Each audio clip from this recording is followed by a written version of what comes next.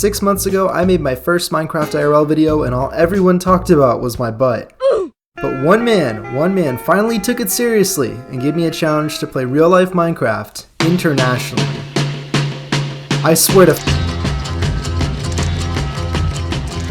see a red door and I want it painted black.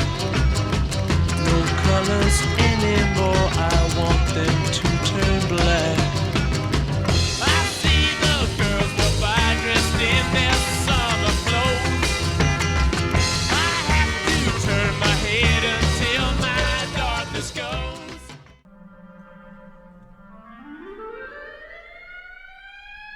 Ladies and gentlemen, this is your captain speaking. Please take a moment to familiarize yourself with the safety information provided in the seat pocket in front of you. Hopefully you won't need that, but, just in case. Thank you for flying American Airlines, and we wish you a pleasant and enjoyable flight. Throughout our travels, you'll notice banners for achievements, food structures, and real-life locations pop up on your screen. We'll be trying to get as many of these as possible. Also, all of the real-life footage in this video was recorded in person by Vaughn. He actually went to these places. If you're curious and want to visit them yourself, take a look at the link in the description. Thanks for watching, and welcome to Korea. Oppan Gangnam Style. Gangnam Style. First up on our list is Korea. Notice that I don't just say South Korea because I also caught some glimpses into what Google Maps says is North Korea, which South Korea really does not want you to see apparently. We only had a half day in Korea, which was just enough to try some Korean bread cakes and enjoy a weird lime drink.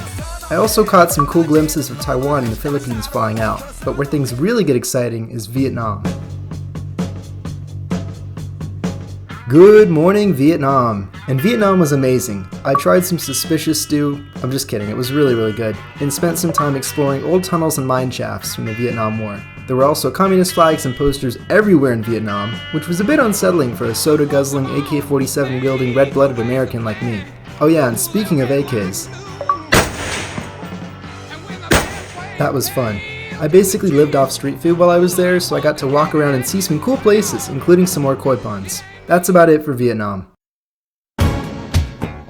As with Korea, we just had a stopover to explore, which meant we could only do the touristy stuff. We did manage to slurp some suspicious stew and try some sort of sweet blueberry tea though.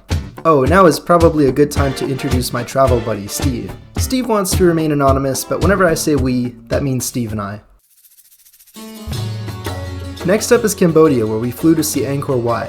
You know those ancient ruins from Tomb Raider in your high school textbook? Angkor Wat was really cool, and we were literally the second people in there. COVID has really wrecked Cambodia's tourism industry unfortunately, but Siem Reap is absolutely worth a visit. The Angkor complex is so much more than Angkor Wat, and I enjoyed exploring the pathways, random rocks, and other complexes like the Bafun and Bayon temples? I'm so sorry, I did not pronounce those right. There's also some really cool ancient architecture that looks suspiciously like nether portals. While in Cambodia, I also discovered that monkeys are ruthless creatures. I saw some literally taking candy from a baby, which was very funny. And with that, we're off to Singapore.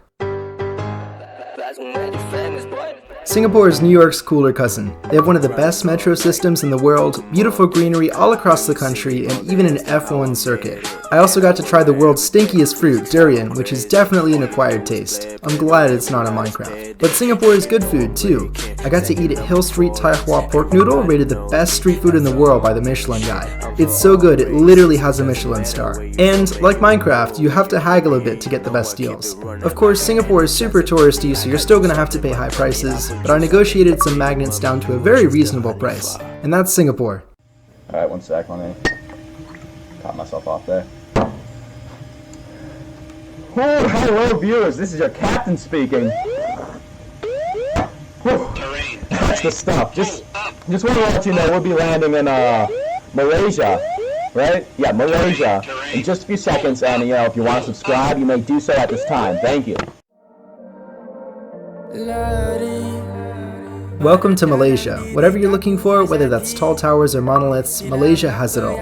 Batu Caves is especially breathtaking with an enormous statue of the Hindu god of war, beautiful cave temples, and a painted staircase with plenty of monkeys. I fed some with the fruit, but watch your wallets around monkeys because they will steal them. I tried some nasi lemak from a Malaysian McDonald's, which wasn't my favorite. The fish was not delicious. Their take on American food was also questionable, but the rest of the cuisine was pretty good. Right as we were about to leave, we were invited to see a ceremony in the oldest Hindu temple in Malaysia, which was a surreal experience.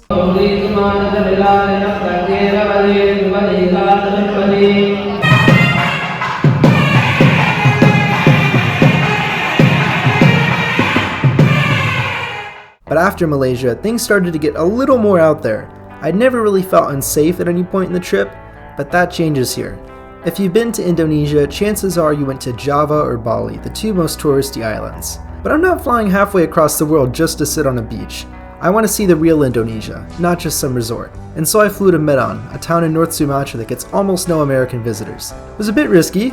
North Sumatra typically reports the most crimes of any of the dozens of Indonesian provinces, but it was absolutely worth it. Really, the only reasons I felt comfortable going was because I had researched the area heavily beforehand, and Steve is ripped out of his mind.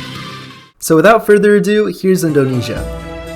When we landed in Medan, the first thing that I noticed was how deserted everything was. Stores were often completely empty and the city was clearly past its prime. We saw a lot of cats though, which was nice. But when we finally did encounter some people, they were incredibly welcoming. Locals took pictures of us everywhere we went just because we were white, which was pretty funny, and they were generous enough to let us enter their mosque, which was beautiful. Prices are super low in Indonesia due to the exchange rate, and the street food is also really good. I bought this bag of doughy carrot sticks for about 20 cents. I also got a fresh cut for literally $1 and some free candy at the airport because our flight was delayed. Overall, Medan was highly worth it and I'd recommend a visit.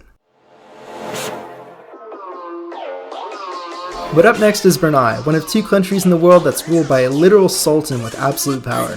He was the richest person in the world at one point. There's an entire museum there dedicated to his wealth, and every shop was required to put up banners for the sultan's upcoming birthday. Whatever he says, goes. But despite what you'd expect, Brunei was fun and beautiful. I saw a giant picture frame that looks suspiciously like an Aether portal, the sultan's jungle palace, and a pretty village on stilts. Oh, and there are no dolphins in these waters. There are literally man-eating crocodiles. We tried our best not to fall. Speaking of things that could kill you, Brunei has a long list of offenses that will land you a mandatory death sentence or life in prison, even if you're a visitor. You can't bring any kind of drugs or alcohol into the country, even Tylenol. While we were there, we also tried a type of dark chocolate cake, some mushroom stew, and a specialty Pizza Hut pizza only available in Brunei. If you're looking to visit somewhere that's markedly different, Brunei should definitely be on your list. Whew, that hits the spot. Anyway, ladies and gentlemen, we'll be coming up on our last destination shortly, the United Arab Emirates. We hope you enjoy our flight. We'll be coming in for a smooth landing in approximately 5 minutes. Hopefully much smoother than the landing.